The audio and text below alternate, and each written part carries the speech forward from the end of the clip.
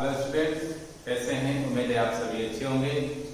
ज्ञान public school की तरफ से क्लास 9 के लिए ये विज्ञान की क्लास है। पिछले क्लासेस में मैंने आपको गति के बारे में बताया था। टोटल गति होता क्या है, उसकी कौन सी अवस्थाएं हैं, वो किस प्रकार से, बाकी सारी चीजें मैंने आपको डिस्कस की।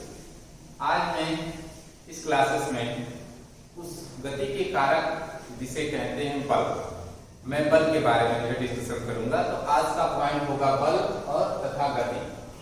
ठीक है, बल की बात करें और उस बल के कारण जो गति उत्पन्न होती है उसकी बात, उसी के बारे में हम इस क्लास में आपको चर्चा करेंगे। चलिए, सबसे पहले बात है आपके बल की। तो अब हम बात करते हैं कि ये बल होता क्या है। जनरली हम आपके दैनिक जीवन में हम सभी इसका अनुभव तो करते हैं। ठीक है, वो कैसे अनुभव करते हैं? किसी वस्तु को अगर हमें एक स्थान से दूसरे स्थान तक ले जाना होता है तो हम उसे खींचते हैं या यूं करते उसे ढकेलते हैं। तो हम क्या देखते हैं, खिंचाव या ढकेला, हमने दो काम किया जिससे दो चीजें होती हैं।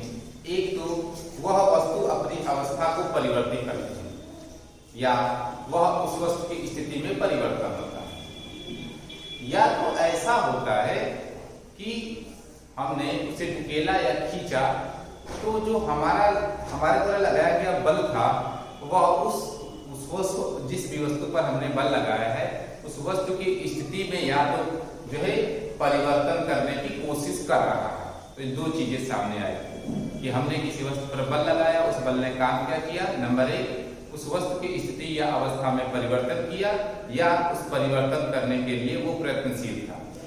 ठीक है, इस तरीके से हम कह सकते हैं बल को यदि हम परिभाषित करना चाहें अपने फोर्स को तो कह सकते हैं कि बल वह कारक है जो किसी वस्तु की स्थिति या अवस्था में परिवर्तन कर देता है या परिवर्तन करने का प्रयत्न करता है। ठीक है, देखिए इस बल को हम बल या खिंचाव कुछ भी नाम से दे सकते हैं। तो बल वह खिंचाव या कारक है कि जो किसी वस्तु की स्थिति या अवस्था में परिवर्तन कर देता है या परिवर्तन का प्रयत्न करता है। तो उस कारक को हम बोलते हैं या उस फैक्टर को कहते हैं बल। ठीक है, चलिए, क्योंकि जब हम बल लगाते हैं तो किसी वस्तु की स्थिति में परिवर्तन होता है तो कहते हैं वो वाली वस्तु गति में या गति करने लग रही है। ठीक है, अब चलिए, अगर कोई वस्तु गति कर रही है तो गति करने के उसके कौन कौन से नियम हैं? इस नियम को सबसे पहले न्यूटन ने दिया था, इसलिए उन्हें आज हम महान वैज्ञानिकों की श्रेणी में रखते हैं। तो गति के आपके सिंपली 3 नियम हैं, यानी इसी 3 नियमों के आधार पर कोई वस्तु क्या करती है, गति करती है। ठीक है, उस तीनों नियम को इस तरीके से लिखते हैं, प्रथम नियम, द्वितीय नियम और तृतीय नियम। प्रथम नियम को हम जड़त्व का नियम भी बोलते हैं। द्वितीय नियम जो होता है वह ऐसे आधारित होता है या इस पर आधारित होता है कि किसी वस्तु पर जो है बल कार्य करता है। ठीक है, और तृतीय नियम को हम कहते हैं क्रिया प्रतिक्रिया का नियम। जरा हम पहले नियम के बारे में बात क्या करते हैं कि पहला नियम कब अप्लाई होगा। ठीक है, सिंपली पहले नियम की बात करें तो पहले नियम को जब आप किताब में पढ़ेंगे या कहीं पर अगर आप जो भी आपके पास सोर्स है उसमें आप देखेंगे तो उसमें ये चीज बताई जाती है कि फर्स्ट लॉ के अकॉर्डिंग न्यूटन से ये कहा था कि कोई वस्तु जिस अवस्था में है उसी अवस्था में वो रहती है, कि जब तक उस पे लगने वाला बल जो है संतुलित, यानी कोई वस्तु संतुलित बल के अंतर्गत अगर कार्य कर रही हो या किसी वस्तु पे लगने वाला जो बल है वो अगर संतुलित है तो वस्तु जिस अवस्था में रहेगी उसी अवस्था में ही रहेगी। यानी देखिए, हमने अवस्था का नाम लिया है तो ये संतुलित बल का ये मतलब होता है उस वस्तु पे लगने वाला टोटल नेट बल यदि शून्य है, किसी वस्तु पे लगने वाला टोटल नेट बल यदि शून्य है तो उसकी अवस्था कहलाती है कि संतुलन की अवस्था। तो संतुलित बल का यही मतलब होता है कि अगर एक वस्तु है, इस पर बहुत सारे फोर्स एक्ट कर रहे हैं तो जितने भी बल एक्ट कर रहे हैं सभी बलों का जो सम है या योग है या इस पर नेट बल शून्य है। तो यदि किसी वस्तु पे नेट बल शून्य है तो कहेंगे कि ये इस वस्तु पे लगने वाला बल कैसा बल है, संतुलित बल। ये तो यदि कोई वस्तु संतुलित बल के अंतर्गत अगर है तो वह जिस अवस्था में रहेगी उसी अवस्था में ही रहेगी। अब देखिएगा, नेट बल शून्य का ये मतलब नहीं होता कि अगर वस्तु जो है स्थिर है, अगर वस्तु गतिमान है तो अगर उस गतिमान वस्तु पे भी लगने वाला अगर नेट बल शून्य है तो वस्तु हमेशा क्या रहेगी, गतिमान ही रहेगी। स्थिर है तो उस पे लगने वाला नेट बल शून्य है तो वो भी वस्तु कैसी रहेगी, स्थिर रहेगी। अब दोनों स्थिति को जरा समझने की कोशिश करिए। फर्स्ट लॉ के अकॉर्डिंग यही करें, यदि किसी वस्तु पे नेट बल शून्य है तो फर्स्ट लॉ अप्लाई होगा और वो यही कहता है कि वह जिस अवस्था में रहेगी उसी अवस्था में रहेगी। स्थिर है तो स्थिर रहेगी, गतिमान है तो गतिमान ही रहेगी। मतलब है कि मान लीजिए कि वस्तु चल रही है, इस पे नेट बल यदि शून्य है तो कोई भी बल इसकी अवस्था में जो है परिवर्तन करने के लिए इसके पास है ही नहीं। तो जब कोई भी बल इसकी अवस्था परिवर्तन करने के लिए है नहीं तो अगर इसकी अवस्था गति की है तो ये किसमें रहेगी, गति। मान लीजिए स्थिर है, इस पे नेट बल शून्य है तो नेट बल शून्य है तो इसकी अवस्था कैसी होगी, स्थिर अवस्था। तो स्थिर अवस्था है तो नेट बल शून्य है तो कोई बल इसकी स्थिर अवस्था को बदलने के लिए है ही नहीं तो ये जिस अवस्था में रहेगी उसी अवस्था में पड़ी रहेगी। तो इस तरीके से फर्स्ट लॉ तभी अप्लाई होगा जब किसी वस्तु पे लगने वाला बल कैसा हो, संतुलित बल। ठीक है, संतुलित बल है तो वो जिस अवस्था में रहेगी उसी अवस्था में पड़ी रहेगी। क्योंकि ये गतिमान है तो गतिमान ही रहेगी। चलिए हम जरा आपको एक एग्जांपल जरा कोशिश करते हैं बताने की। आप सभी लोगों ने एक चीज देखी होगी, गाड़ी या यूं कहें कि बच्चे का खिलौना देखा होगा। अब जरा फर्स्ट लॉ को हम इस पर थोड़ा सा अप्लाई करने की कोशिश कर रहे हैं। हम इस पर एक बल लगाए, ठीक है, बल लगाकर इसको हमने गतिमान कर दिया। अब आप देखते हैं कि अकॉर्डिंग टू फर्स्ट लॉ हम एक बार ढकेल कर अपना बल तो हटा लिया लेकिन ये इस वस्तु को मैंने गतिमान करा दिया तो इसकी अवस्था कैसी हो गई, गति की अवस्था। अब चूंकि इसकी अवस्था गति की अवस्था हो गई है तो अकॉर्डिंग फर्स्ट लॉ के अनुसार इसको कैसे रहना चाहिए, गति की अवस्था। क्योंकि हम एक बार बल लगाकर जब हमने हटा दिया तो अब इस पर अगर हमारे देखने के अनुसार कहें तो इस पर हम कोई भी बल नहीं देख रहे हैं। तो कोई भी बल नहीं देख रहे हैं तो नेट बल इस समय अगर हमें लगता है कि शून्य है तो इसको जो है एक समान गति की अवस्था एक समान गति की अवस्था बनी रहनी चाहिए। लेकिन अगर प्रैक्टिकली दैनिक जीवन में देखते हैं कि ये कुछ दूर जाती है और धीरे धीरे क्या हो जाती है, ये रुक जाती है। अब हम देख रहे हैं ये रुक गई, मतलब है कि हमने गति कराया था तो इसको गति में रहना चाहिए लेकिन गति में नहीं है, कुछ देर जाकर रुक गई। मतलब ये कि गति की अवस्था से धीरे धीरे कैसी अवस्था आ गई, विराम की अवस्था। तो जाहिर सी बात है यहाँ पर इसकी अवस्था में परिवर्तन रहा है और अवस्था में परिवर्तन का कारण एक ही चीज है, वो क्या है, इस पर कोई ना कोई बल एक्ट जरूर कर रहा होगा। क्योंकि अगर इसकी अवस्था परिवर्तित नहीं होती, गति से अगर ये स्थिर नहीं होती तो इस पर नेट बल शून्य होता। लेकिन अगर इसकी अवस्था परिवर्तित हो रही है, इसका मतलब कि अवस्था परिवर्तित हो रही है तो इस पर कोई ना कोई बल एक्ट कर ही रहा होगा। और वो बल जानते हैं, ये जब चलता है जिस भी जमीन पर अगर हम इस गाड़ी को ढकेल रहे हैं तो जमीन और चक्कों के बीच एक प्रकार का बल लगता है जिसे घर्षण बल कहते हैं। और घर्षण बल हमेशा करे इस वस्तु की गति का विरोध करता है। मतलब ये कि हमने इसको तो बल लगा दिया था लेकिन घर्षण बल परमानेंटली एक इसकी गति के विरोध में कार्य करता है। मतलब है कि इस पर एक नेट बल घर्षण बल है जो इसकी गति का क्या कर रहा है, विरोध कर रहा है। तो मेरे बताने का यही मतलब है कि ये इस समय इसमें जो बल था वो संतुलित बल नहीं था। क्यों? क्योंकि घर्षण बल कंटिन्यूअस यहाँ पर एक्ट कर ही रहा है और इसी बल के प्रभाव के कारण इसकी अवस्था क्या हो रही है, परिवर्तित हो रही है। तो कहने का ये तात्पर्य है कि यदि किसी वस्तु की स्थिति या अवस्था में परिवर्तन करना है या परिवर्तन हो रहा है तो इसका मतलब कि उस पर नेट बल कार्यरत होगा। अगर परिवर्तन नहीं हो रहा है तो उस पर नेट बल शून्य होगा। तो वो आपको फर्स्ट लॉ बताएगा। अब हम चलते द्वितीय law, second law. Second law किसके लिए होगा? अगर संतुलित बल है तो ठीक है, अगर उस पे लगने वाला बल जैसे मैंने अभी बताया है कि ये बल संतुलित नहीं है, मतलब है कि किसी वस्तु पर कोई ना कोई बल लगातार कंटिन्यूअस एक्ट है। तो अगर बल एक्ट कर रहा है तो 100% श्योर है कि उस वस्तु की स्थिति में परिवर्तन होना तय।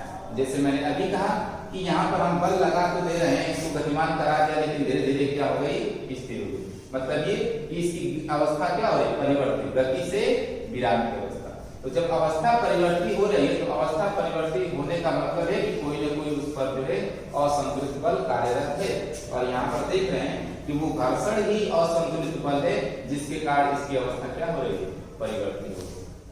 अब हम काम क्या करें, अब इस सेकेंड लॉ के से अगर हम फर्स्ट लॉ बनाना चाहें तो अगर हम बाहर से एक जो है एक्सटर्नल फोर्स इसके ऊपर इतना लगा दें कि जितना ये घर्षण बल कार्य कर रहा था उतने ही के बराबर इसके विपरीत दिशा में हम इसके ऊपर बल लगाएं, तब क्या होगा? देखिए, अगर हम बात करें कि ये हमारा एक्सटर्नल फोर्स हो गया इधर आगे की तरफ और पीछे की तरफ ये हमारा घर्षण बल। तो अगर हम दिशा की बात करें तो जस्ट उसके विपरीत ये है, तो यहाँ पर हमने माइनस साइन दे दिया। अगर हम देखें ये दोनों बल मात्रा में बराबर हैं तो यहाँ पर नेट बल अब क्या हो जाएगा? शून्य।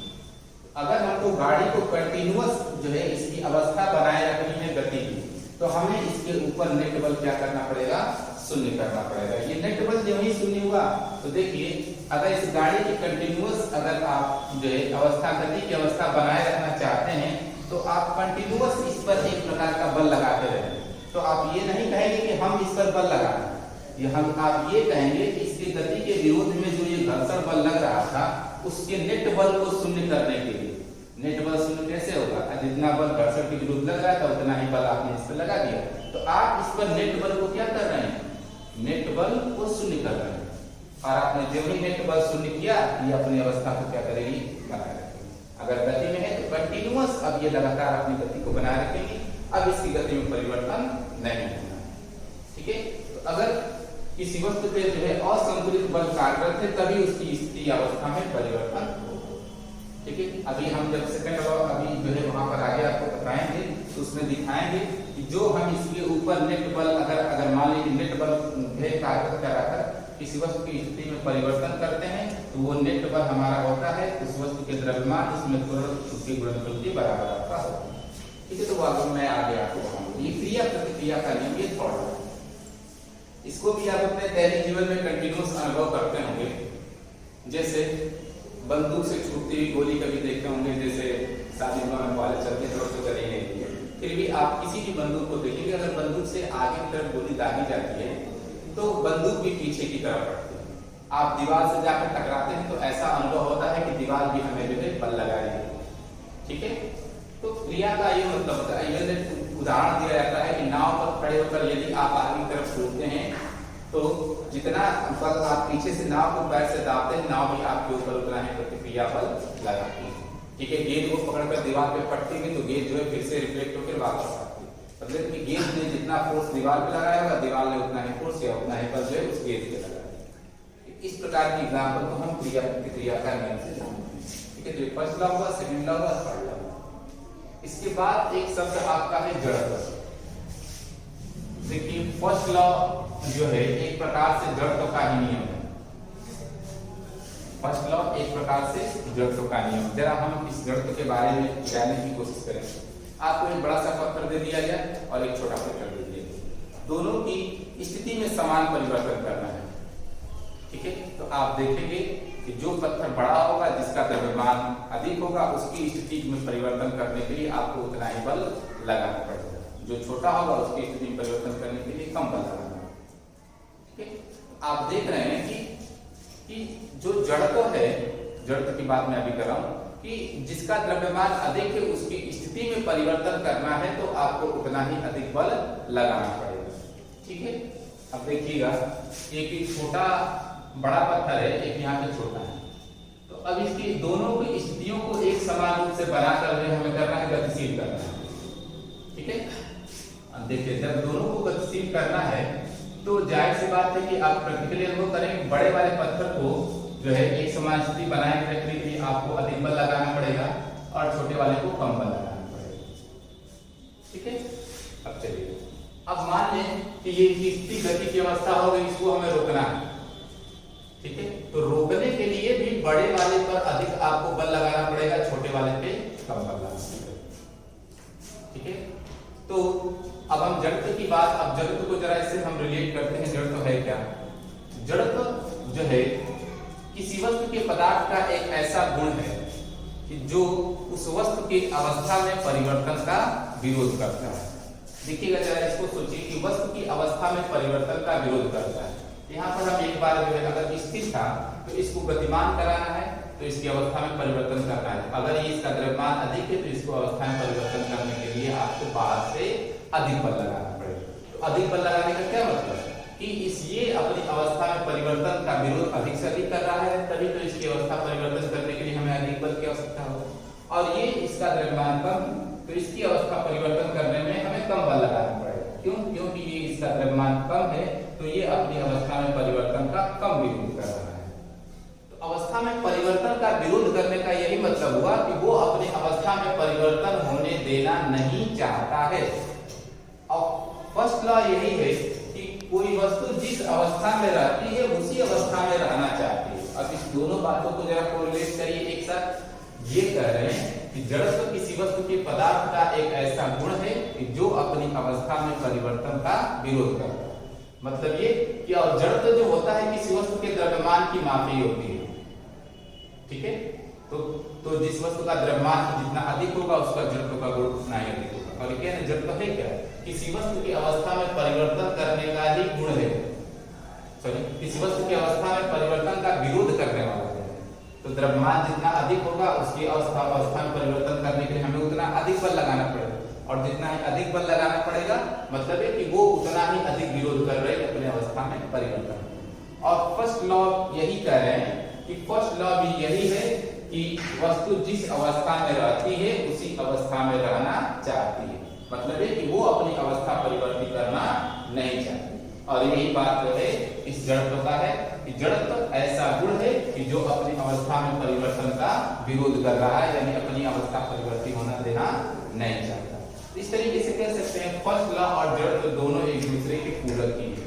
तो जो फर्स्ट लॉ है वही इसका नियम है जड़त्व। ठीक है, अब ये जो जड़त्व होते हैं वो कितने प्रकार के होते हैं? जड़त्व आप दैनिक जीवन में अनुभव कर सकते हैं, वो 3 प्रकार के होते हैं। नंबर 1 दिशा का जड़त्व होता है, गति का जड़त्व होता है और विराम का जड़त्व। हम थोड़ा सा इसका क्रम उल्टा हो गया है। दिशा का जड़त्व पहले। दिशा का जड़त्व आप बस में सवारी किए होंगे, गाड़ी में भी, 4 व्हीलर में। अचानक अगर आपकी गाड़ी मुड़ती है या बस मुड़ती है तो आप देखते हैं कि वक्राकार पथ पर ऐसे मुड़ती तो आप डायरेक्ट सीसी पे जाके टकरा जाते हैं। ठीक है, तो उसका कारण क्या है? अगर बस या कार अगर मुड़ती है तो मुड़ान के समय आप जब सीधे चल रहे होते तो बस के साथ आपका पूरा बॉडी भी जो है मोशन की अवस्था में होता है। और वो कैसे है? आगे की मोशन। बस डायरेक्टली जब एक बार एक इधर की तरफ मुड़ती है, ठीक है, तो जब बस ऐसे मुड़ेगी तो बस के साथ आपका बॉडी का जो हिस्सा लगा होगा वो तो डायरेक्टली तुरंत मुड़ जाएगा, लेकिन आपका जो है पूरा शरीर से आपका कुछ हिस्सा तो ऊपर की तरफ है, तो वो आगे की तरफ जो है गतिमान। तो जो जड़त्व है आपके द्रव्यमान के कारण जड़त्व कहेगा कि अब हम आगे की तरफ गतिमान है। तो बॉडी का जो हिस्सा बस से नहीं लगा वो तो आगे की तरफ गतिमान होगा, और जो हिस्सा लगा है वो किधर जाएगा? इधर मुड़ा। ठीक है, तो एक बार एक जड़त्व जो है जड़त्व ट्रांसफर होने में, एक स्थान से दूसरे स्थान तक ट्रांसफर में थोड़ा सा समय लगता है। तो आप मान लीजिए कि बस की सीट पर बैठे थे तो आधा शरीर कमर से नीचे का टच में था, ऊपर वाला जो है आगे की तरफ गतिमान है और ये बस इधर की तरफ मुड़ गई। तो मुड़ेगी तो ये जड़त्व एक बार ट्रांसफर नहीं होता, आगे वाला आगे की तरफ जाएगा। तो अब जब ये लगा हुआ हिस्सा जब इधर की तरफ घूमता है ना, तो ये जड़त्व के कारण ये आगे की तरफ आने की कोशिश करेंगे। तो जब ये घूमेगा, ये आगे आएंगे तो यहाँ पर आपका जो है सर या शरीर के सामने क्या पड़ेगा? खिड़की ही पड़ेगा। एक बार एक जड़त्व को ट्रांसफर नहीं हुआ, थोड़ा सा समय लिए, तब तक बस घूम गई तो आपका सर कहाँ टकराता है? खिड़की से। और इसी कारण घूमते समय जो है अक्सर अगर तेजी से बस या ट्रक घूमती है तो हमारा सर जो है खिड़की से जाकर टकरा जाता है। उसका कारण है ये बनी दिशा का। सेकंड है गति का जड़त्व। अचानक बस अगर चलती है तो हम देखते हैं कि बस पर तेजी से ब्रेक लगा जाता है तो हम आगे की तरफ सीट पर जाकर जो है टकरा जाते हैं, या हम बैठे हैं अचानक जो है गाड़ी या बस चल देती है तो हम पीछे की तरफ जाकर जो है पीछे की तरफ हमारा सर जो है सीट से टकराता है। इसका कारण ये गति का जड़त्व। जब हम आगे की तरफ एक बार माने कॉलेज जो स्थिर थे, अचानक बस चली तो मेरा पूरा शरीर कैसा था? स्थिर अवस्था में था। ठीक है, अब जो है अब जब आगे की तरफ निकलेगी तो पूरा शरीर तो स्थिर था, लेकिन बस के साथ कांटेक्ट में मेरा आधा शरीर था। तो बस जब निकली तो आधा शरीर जो है गति प्राप्त किया, लेकिन इस समय विराम का जड़त्व होने के कारण, स्थिर होने के कारण जो है बाकी शरीर कैसा था? स्थिर था। तो हमने कहा जड़त्व एक बार ट्रांसफर नहीं होता, ये थोड़ा सा समय लेता है, और उस थोड़े से समय में आधा हिस्सा किधर निकल गया? आगे। और ये पीछे वाला स्थिर था तो वो जहां रहेगा वही रहेगा, और जहां अगर वही रहता है तो जब बस आगे निकलेगी तो हमारा पीछे वाला हिस्सा आकर कहां से टकराएगा? सर। तो ये आपका हो गया विराम का जड़त्व। और दूसरा गति का जड़।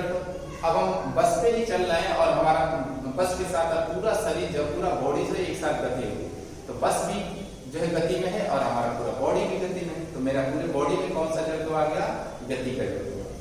अब पूरी बॉडी से एक साथ आग कर दो, अचानक ब्रेक लगा तो बस तो अचानक रुक गई।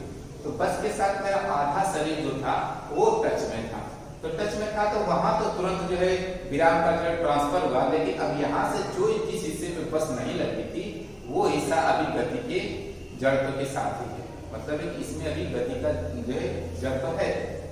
तो अब जब इसमें गति का जड़ है तो मैंने कहा जड़ तो एक गुण है कि जो अपनी अवस्था में परिवर्तन का क्या करता है, विरोध करता है। तो ये जब गति लाने की कोशिश करेंगे, ये जब दिशा जब स्थिर होने की कोशिश करेंगे तो ये गति वाला क्या करेगा, अपने स्थिर होने का विरोध कर रहा है, क्योंकि इसकी अवस्था तो गति की है।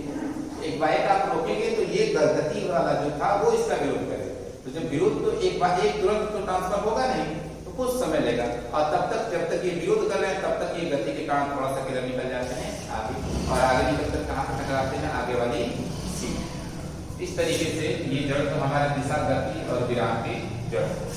एक आध उदाहरण आप देने में कंबल को पिछले पर से धूल निकला, या कंबल को ऐसे ऐसे करते हैं घर पे तो उसमें से धूल निकला।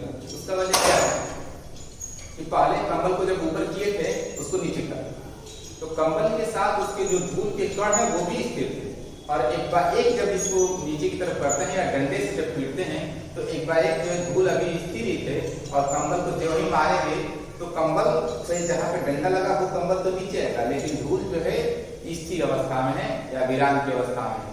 तो कंबल के जो रेशे थे वो गति में हो गए, ये अभी कैसे हैं, स्थिर है। तो ये स्थिर अवस्था में बने रहेंगे। तो तब तक यदि कंबल नीचे चला है तो ये कैसे होंगे, उस कंबल से अलग हो जाएंगे। और एक कारण है कि तेजी से झटका देने या डंडे से पीटने पर धूल के कारण कंबल से अलग हो जाते हैं। ठीक है, तो ये आपकी जो है कुछ जो है जड़ के उदाहरण। ठीक है, तो मैंने आपके प्रथम नियम के बारे में बताया, जड़ के बारे में बताया, जड़ से संबंधित आपके दैनिक जीवन में कुछ उदाहरण बताए। अब मैं आपको बता दूं सेकंड लॉ, न्यूटन की गति के द्वितीय नियम। ठीक है, द्वितीय नियम में मैंने बताया था कि जब तक नेट बल नहीं कार्यरत होगा सेकंड लॉ आप अप्लाई नहीं करेंगे, क्योंकि नेट बल कहां से करता है, किसी वस्तु की स्थिति या अवस्था में परिवर्तन करता है। ठीक है, अब चलिए अगर मान ली कि वस्तु यहां से इधर की तरफ जा रही है, वो किसी वेग से जा रही है, तो स्थिति में परिवर्तन करने का ये मतलब कि वो उसकी स्थिति परिवर्तित हो रही है, और अवस्था में परिवर्तन होने का मतलब कि यहाँ पर मान लीजिए इसकी अवस्था गति की अवस्था, तो इसकी गति की भी अवस्था परिवर्तित हो रही है। मतलब है कि इसका वेग यहाँ पर v1 था, तो कुछ दूर चलने के पश्चात इसका वेग यहाँ पर v2। तो समय के साथ उसके वेग में परिवर्तन हो रहा है। तो वेग में जब परिवर्तन होता है तो क्या उत्पन्न होता है, मैंने आपको पीछे बताया है, वो त्वरण होता है। वेग में परिवर्तन की जो दर होती है वो क्या होती है, त्वरण। तो किसी वस्तु के वेग में परिवर्तन तभी होगा जब उस पर कोई ना कोई बल एक्ट कर रहा हो, क्योंकि ये सेकंड लॉ, स्थिति अवस्था में परिवर्तन होने के कारण ये बल है। तो अगर उसके वेग में परिवर्तन होता है तो जो वेग में परिवर्तन की दर होती है वो उस वस्तु के त्वरण के बराबर होती है। मैंने पिछले क्लास में सारी चीजें जो डिस्कशन कर लिए। इसके पश्चात ये देखा गया कि किसी वस्तु पर हम जितना ही अधिक से अधिक बल लगाते हैं या किसी वस्तु पर लगने वाला नेट बल जितना अधिक हो, उस वस्तु के वेग में परिवर्तन उतना ही अधिक होगा। तो वेग में परिवर्तन जितना अधिक होगा उसका त्वरण उतना ही अधिक होगा। तो फर्स्ट लॉ में सेकंड लॉ में उन्होंने ये बताया कि किसी वस्तु पे लगने वाला नेट बल उस वस्तु के त्वरण के अनुक्रमानुपाती होगा।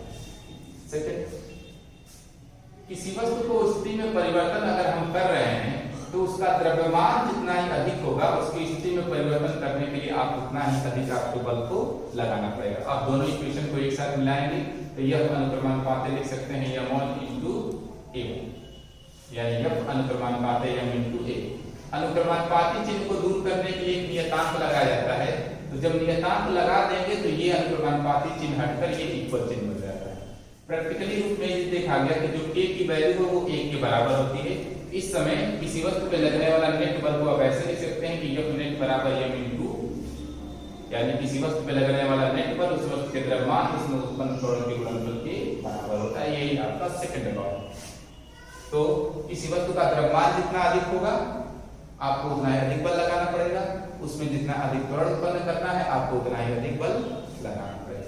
तो ये आपको है सेकंड लॉ। चलिए अब देखिए फर्स्ट लॉ सेकंड लॉ को अगर हम मिलाना चाहें या किससे किस नियम को हम निकाल सकते हैं या देख सकते हैं कि इसमें कौन सा नियम सम्मिलित है, अगर उसको हमको देखना है तो हम जरा इस पर एक छोटी सी बात आपको गौर कराते हैं। अगर मान लीजिए कि किसी जो वस्तु का त्वरण है वो शून्य है, किसी वस्तु का त्वरण शून्य है।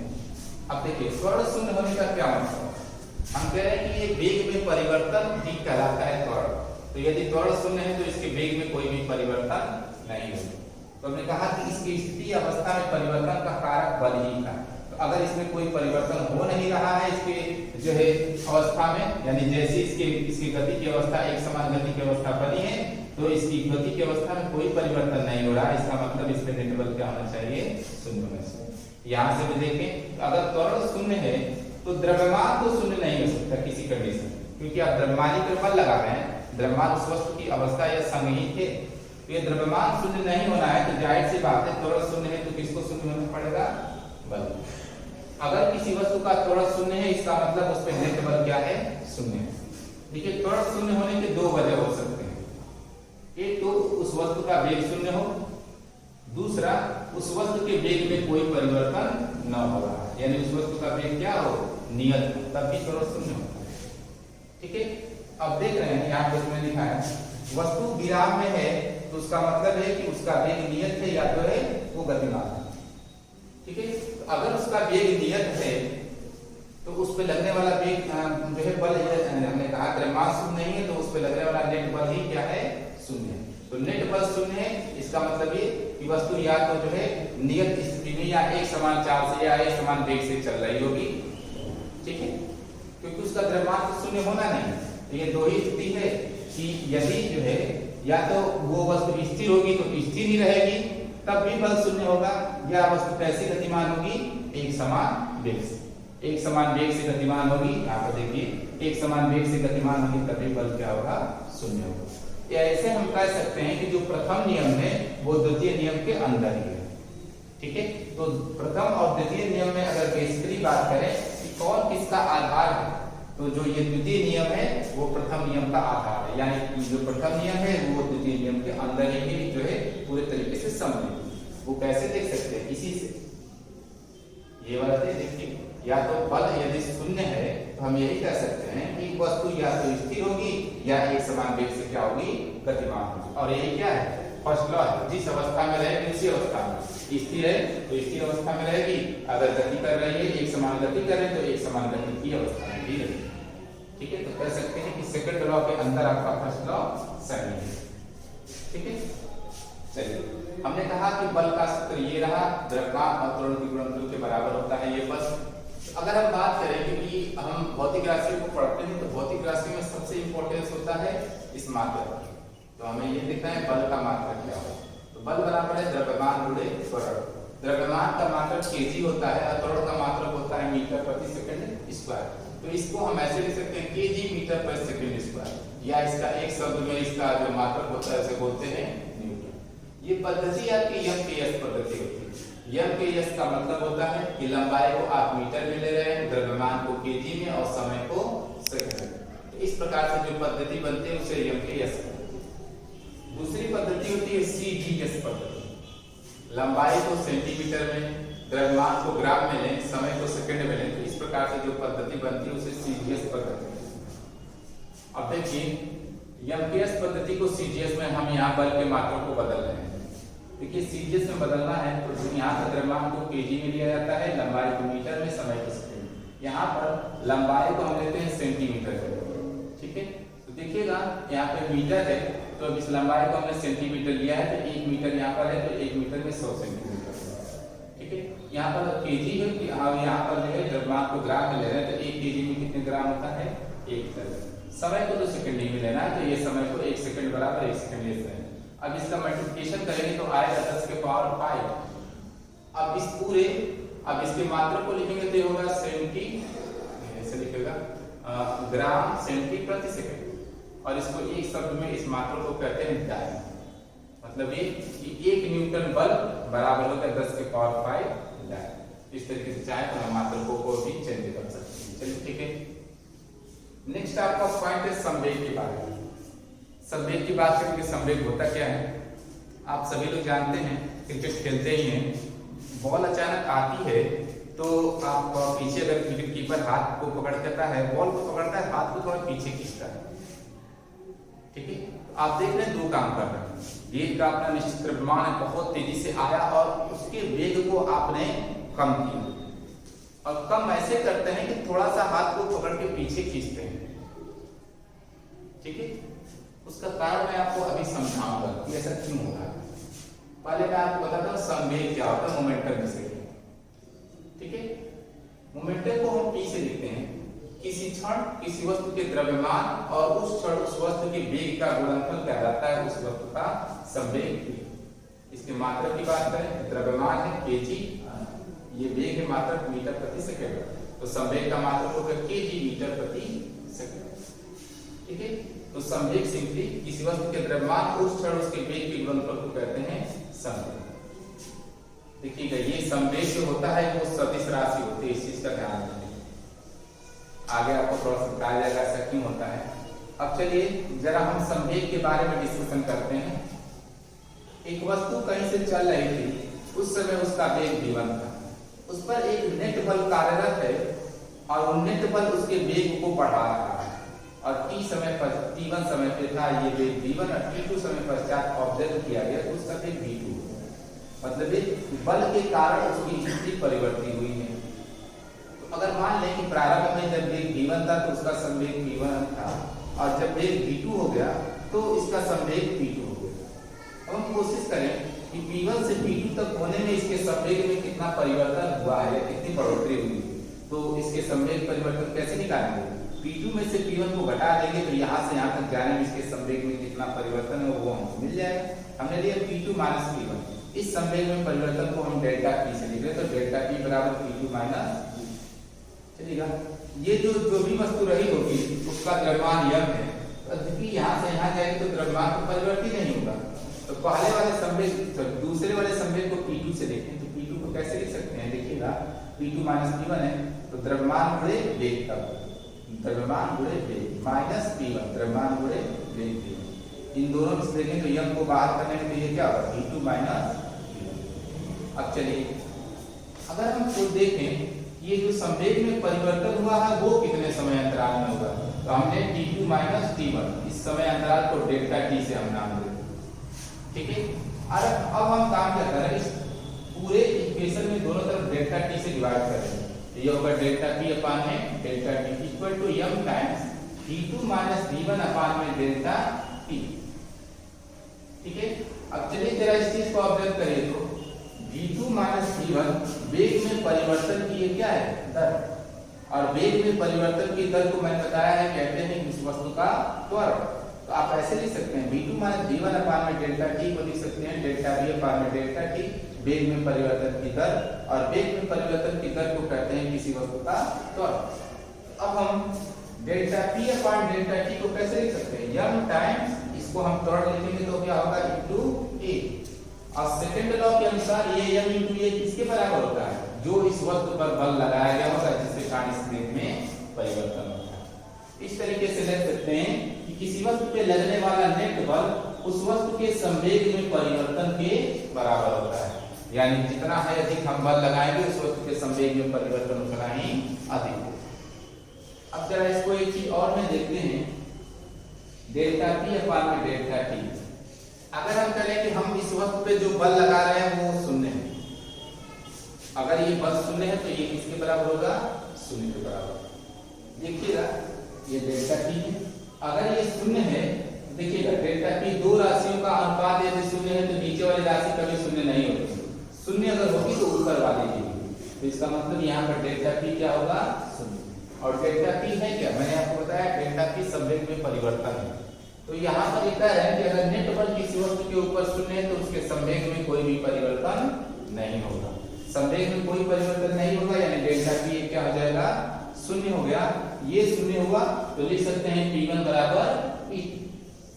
ये अगर नेट बल शून्य है तो उस वस्तु के संवेग में कोई भी परिवर्तन नहीं होगा, जितना पहले संवेग था उतना ही आप भी संवेग रहेगा।